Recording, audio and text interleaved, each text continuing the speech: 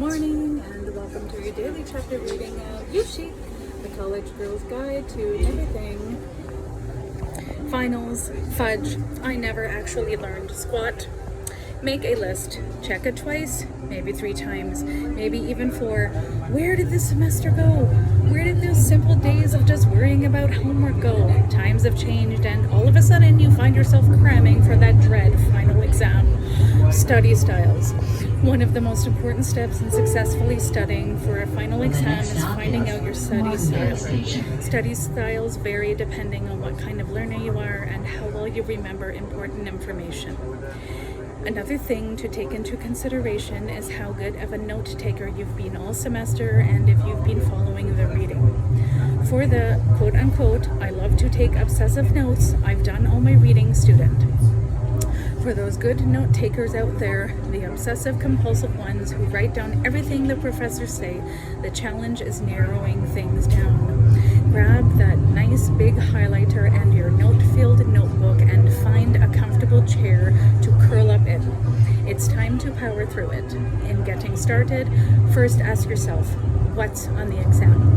If there's a list of terms or ideas or even chapters, make sure that as you go through your notes, you're collating your list and highlighting only the most important stuff. The next step depends on what you like to do. If you're one of those people who loves index cards with a passion, you know one of those people who buys index cards in different colors, shapes, size, and maybe even with the spiral going through them. Grab that stack of blank note card and write down out all the highlight term from your notebook. You Chic tip. If your laptop is with you wherever you go, like mine is, open a Word document and get cracking on retyping out the important section of your notes, a condensed crib sheet. Writing things down and rereading them again and again at least 3 times will immerse your mind in the key terms and ideas you need to know. And before you know it, the knowledge you will need to ace the test will just be there.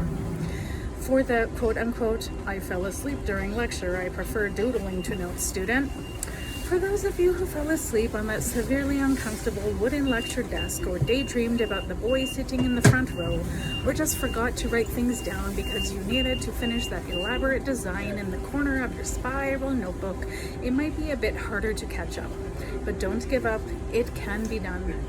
Here's what you need to do to quickly get on track. Take whatever is left of your doodled notebook, or just get a new one, head to the library and take the books you were supposed to read for class. Since you are short on time, there is no way you can read through all the required material in time for the exam. Not to worry, actually, the worst thing you can do right now is to freak out. Now that you know what might be on the exam, especially if your professor told you during a review session or hand you some sort of study guide, your catch-up reading can be very focused.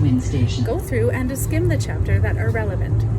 Make sure to make good use of the table of contents and the index to focus your reading. Once you've read what you need to and have taken some quality notes, start making a study guide. Since you still might not be sure that you have all the notes you need, your best option is probably to opt out for a study group. For a lot of people, the best way to learn is to explain concepts to your friends and classmates and have them explained to you. So, get your fellow classmates together. They'll likely come willingly as they're already studying for the test too. A good group session in the student union or outside, depending on the weather, is a perfect way to get a lot of work done in the precious few days or even hours that you have to catch up before the exam. It's okay to take a break. A good study session involves some necessary breaks. Breaks can involve food, drink, and sometimes even a little fun. Sometimes the best study break is taking a moment, stepping away from the books and the computer, and blasting your favorite dancing tune of the week. It's like having a mini dance party. Close your eyes, dance your little heart away, and then get back to work. Jumping jacks also work. When it comes to food, make sure to have a balance of healthy snacks and complete crap food. Protein and healthy fats are a good way to start a long study session. A peanut butter sandwich on wheat bread is simple and healthy, but it's okay to throw in an apple or banana when you need that extra burst of energy. When it comes to drinks, I know coffee is certainly a tempting option, and so is that can of Monster or Red Bull staring down at you from your bookshelf. Resist. When it comes to coffee, and I am sure you've heard it a million times, the higher you climb, the harder you fall. It might give you that initial boost, but when you are trying to stay awake during your exam and the floor starts spinning, those cups of coffee won't seem like such a great idea anymore. The best and most often underestimated option is actually water. Buy a massive bottle of water or two and then just keep drinking it. If the liquid keeps going through your system, it will revitalize and keep you awake without the negative or counterproductive effect of caffeine or taurine, the stuff that gives you wings but turns you into a monster later. The power of a power nap. Procrastinating writing your research paper or studying for a test? During your all-nighter, pass on the latte and hit your pillow for a power nap instead.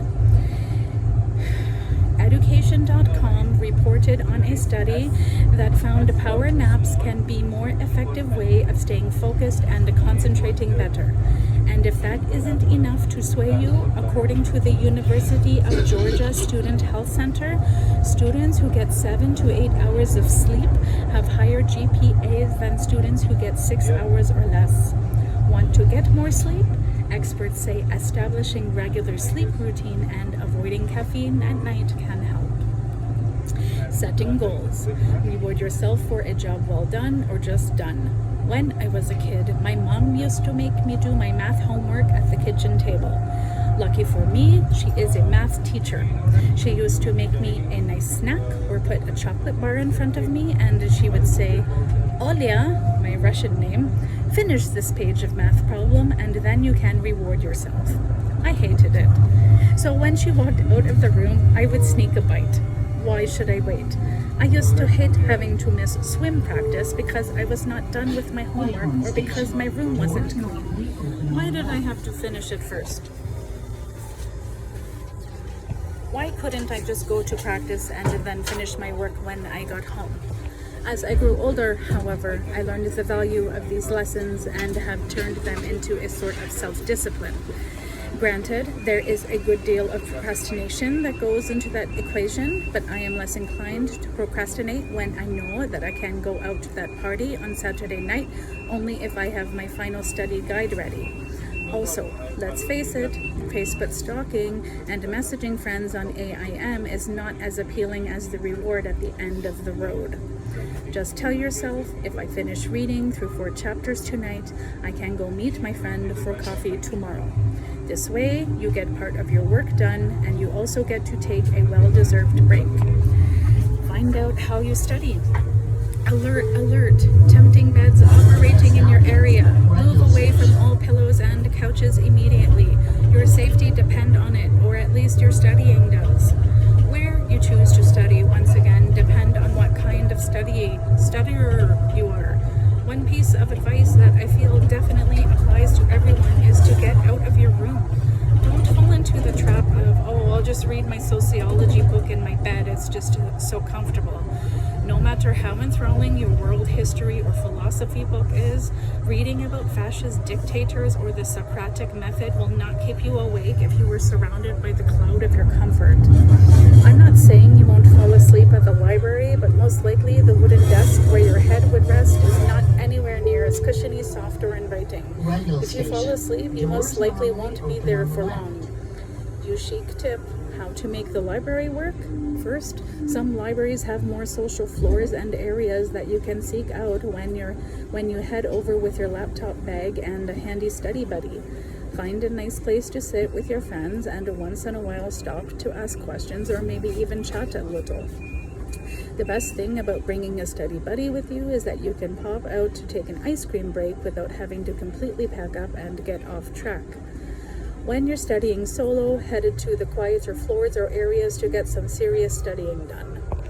Library. Your school library is a good place to get some studying done. Not only are you you surrounded by other students who share your study woes, but you are also surrounded by bookshelves. Even if you don't feel the need to grab one of those books for some extra pre-final reading, the sheer power of all those books should inspire you to get down and dirty with your studies. The library may not be appealing to those who prefer to be invisible during finals time because it will be filled with people, but remember, they are all there for the same reason. If you want a good balance between social life and intense studies, the library always works. Loud social areas. If you are one of those people who find silence way too quiet in a creepy kind of way, perhaps you should opt for a louder and more bustling study area. Sometimes a little background commotion is all you need to actually get some work done. If you're one of those people who can't handle the silence of the library or your own room, head into a coffee shop or maybe even a student union hangout. There will be tons of people around you, and you can opt for some break while you are there without having to move an inch. Other benefits of this option are that you can eat while you work. Other benefits of this option are that just one piece of advice, make sure you remember to take down that Abercrombie model wallpaper you have set as your desktop background. No one wants to see it. Or maybe they do, but neither way, I speak from experience when I tell you to put up a pretty picture of a beach somewhere. You never know who will walk by your computer while you're studying at the downtown coffee shop. Studying with others. Be forewarned, study buddies are not for everyone. A study buddy or even a study group can be a great thing for you, but it can also be distracting or disastrous, depending on the type of person you are. Usually a study buddy is a friend with whom you can get work done. He or she doesn't necessarily have to be in your class or even in your major. Just someone you know you can be quiet with and bounce ideas off as need. Study buddies can be great, but make sure you are ready to take on the distraction and avoid the pitfalls of chatting instead of getting some studying done. Bottom line, embrace the distraction that a study buddy might bring, but don't overuse it. Make sure that both of you do some studying and help each other with anything you can. If for some reason you feel the need to go home or somewhere else to work on your own, don't feel obligated to stay with your friends. Finals are a stressful time and good friends understand. Studying together is not primarily a social activity, so they should not be offended if you have to leave for some quiet time. Study groups tend to be a little more focused than a couple study buddies sitting around together. Usually study groups involve people from your class and not necessarily close friends. This is great because you can delegate and divide up the studying work and share it with one another, teaching and learning at the same time without the major temptation to dish on the hottest gossip. Make a list of all the topics you need to know and get ready to divvy up that work. Everyone in the group should have some work to do and report back to everyone else. You can even make a group study guide out of the combined work and give a copy to each person. If you plan to work in a study group for finals, be sure to start way before finals so each group member gets a chance to review everything and not just his or her part of the study guide. Dealing with the stress. If finals are around the corner, be prepared to accept the fact that it is going to be stressful. There's nothing that you can do about it besides accepting it and moving on. The worst thing you can do is stress about being stressed out. There are many ways of dealing with final stress, but some are better than others. The main idea is to take plenty of breaks.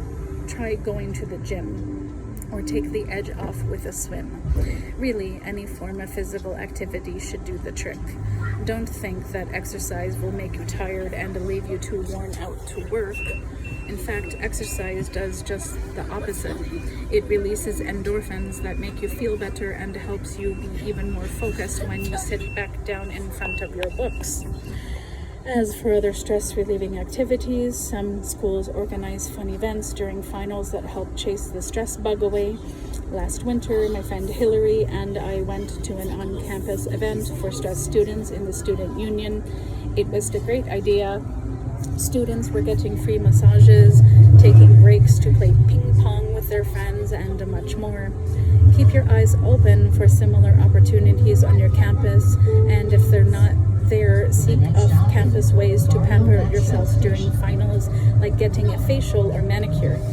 The most important thing to remember when dealing with stress is that working too hard or too much might not always be the best strategy for getting a good score on your final exam. Sometimes all you need is a break or good night's sleep to let all of your hard work sink in. After all, there is only so much you can do, and the rest, it's up to karma or something like that. Insights provided by Olga Velogolova, Boston University. Yujik Essentials, head of the class. Don't be shy. Never be shy about asking others, especially alumni and professors, for advice. Besides getting great advice on what major to pursue, how to do better in class, or which internship to go for, alums want to help. Bottom line, it's never too early to start networking with this all-important group of people. Always think 2 steps ahead. Love the classes you're currently taking in humanities. Consider how you can turn this love into a career. By thinking 2 steps ahead, you will find that much closer to figuring out what you were born to do after college. Team up. One surefire way to get to the head of the class is to team up. Join a study group or find a study buddy. Depending on your learning style, either option will pay multiple dividends. Thank you. By keeping you on track, ensuring that the material makes sense, and pitching in whenever you are unable to at end. Success guaranteed. Looking for more great advice? Head to www.yushik.com for our favorite resource and website. They come highly recommend from our guide, contributor and editor. Be sure to leave your suggestion as well. Getting involved. The previous chapter focused on getting to the head of the class. Well, this chapter is about forgetting everything that was said in the previous chapter and focusing on how to have a life outside of class. Just kidding, don't forget everything. We just felt it was important to address your extracurricular life, which is equally important to your studies. When it comes to getting involved in college, just follow your instinct. Find your niche, that special thing that you will do in college, and start it as soon as possible. By carving out time for that niche early on, you're ensuring that this will be a priority throughout your collegiate life. So when the going gets tough, like during finals, you know that you can always come back to your fave activities when the stress dies down. Also, by getting involved in extracurriculars early on, you're giving yourself additional opportunities to expand your horizon, possibly leading to great things like internships and even jobs as you get closer to graduation. Not to mention all the friends you'll make. One word of caution, watch out for the quote-unquote buffet effect. With everything that you have to choose from, you may have an urge to try everything and overindulge, so to speak. Don't. Getting involved in too many things can take you away from the main reason that you were in college in the first place, to get a great education. So get involved, but make sure not to put too much on your plate. Read on for some great insights on your life outside of the classroom. Ditch the dorm and get a life. During your tenure as a dorm dweller, you will be presented with a myriad opportunities to socialize with others on your floor at parties, dance, movies, and outings. All these activities are fun, a great way to meet the other people you live with, and a perfect opportunity to relax after a busy week filled with tests and papers. Taking time to have fun is an extremely necessary part of school because, let's face it, you will burn out way before you complete your 4 or 5 years in higher education if you don't take time or just chill. Having said that, another vital and rewarding aspect of college life extend beyond the confines of the dormitory. Get involved with something neither on campus or beyond. Picking up stories and guys. Johanna Kornblatt, Harvard University. When I walked into the newsroom of the Harvard Crimson the first day of my freshman year, I noticed instructions on how to open a document for a new story taped prominently on the wall. But after I saw a cute sophomore boy sitting at the desk across from mine, I pretended not to see the directions and sweetly solicited his help. It was like that scene in Mean Girls when Katie claims to be bad at math in order to convince Erin, the charming senior, to tutor her.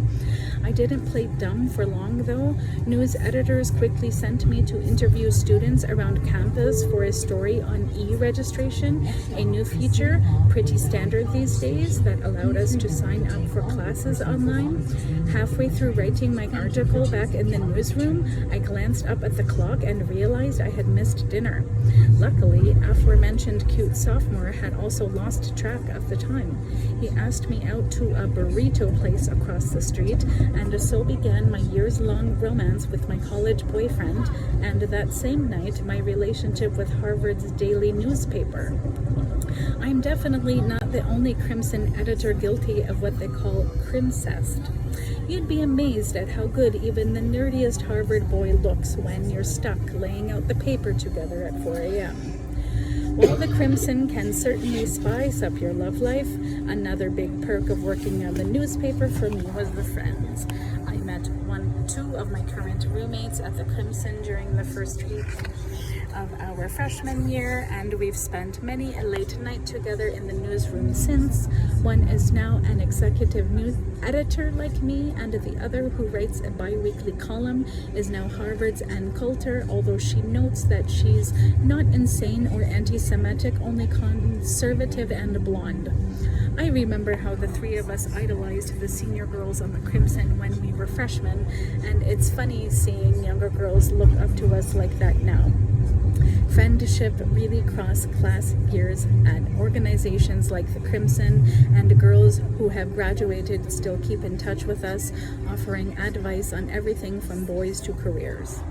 Whether it's for your own pleasure or to enhance your resume, making an effort to venture beyond the dorm can enhance both your outlook on life and your curriculum vitae, CV.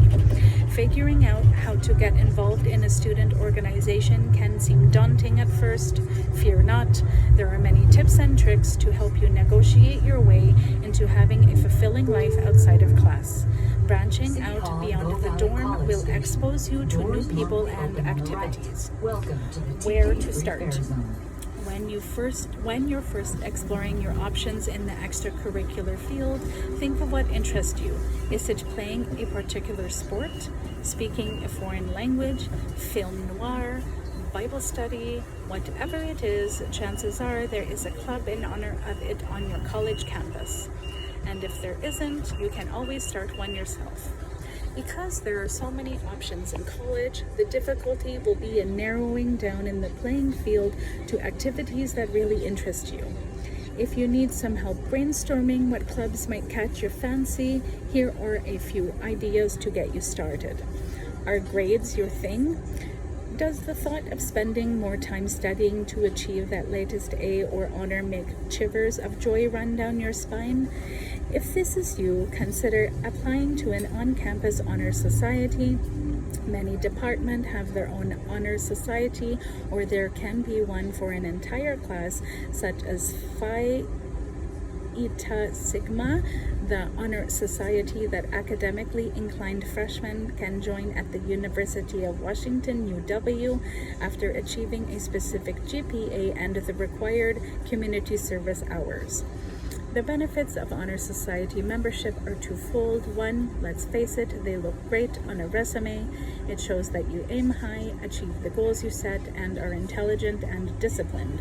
Second, your Honor Society peers are great study partners, and the element of positive peer pressure can further your academic ambition.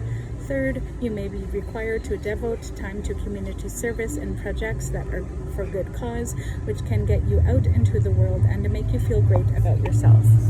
Do you have a deep-seated desire to dive for a frisbee while others give chase and tug at your jersey?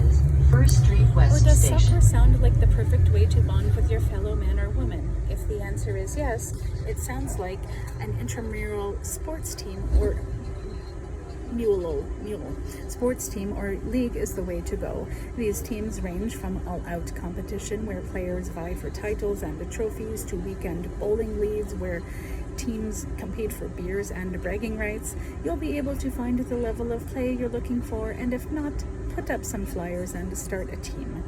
Do you dream in different languages? Fantasize about traveling to foreign land? Indulge your inner wanderlust without having to pony up for a pesky passport. Foreign Language Club and a language exchange program are a great way to get immersed in a new language, brush up on skills carried over from your high school French class, and even help an exchange student practice his or her English. Chic tips. Other option for club and organization both on and off campus include on campus, student radio show or newspaper, church group or Bible study, student government, Heritage Orient Club, Korean, Native American, African American, photography, political club, Young Democrat, Young Republican, on-campus magazine or journal, music group, choir, jazz, a cappella, spoken word, poetry slam, martial art, lifestyle focus club, vegan cooking, seasonal outdoor activities, snowboard, wakeboard, boating, theater and improv group, TV show viewing club, nature club, camping, bird watching, wetland, ocean, beach, study centric club, become a peer tutor in English, writing, math or other subject, volunteer and advocacy group, Habitat for Humanity, Voices for Planned Parenthood, PETA, dance, swing ballroom, mentorship club, meeting with upperclassmen to talk and get their feedback and advice on the college experience of campus, volunteer as a docent at a museum or art gallery, serve as a mentor in a local chapter of the Boys and Girls Club, Big Brother, Big Sister, join a professional networking group, junior achievement based on your study area. For instance, communication or public relation majors can join the Public Relations Student Society of America, PRSSA. Many of these professional organizations require membership fees but offer lower membership rates for college students. The commitment. Wherever you think your passion lies, it's important to ask yourself if it's something that you are indeed passionate about and interested in.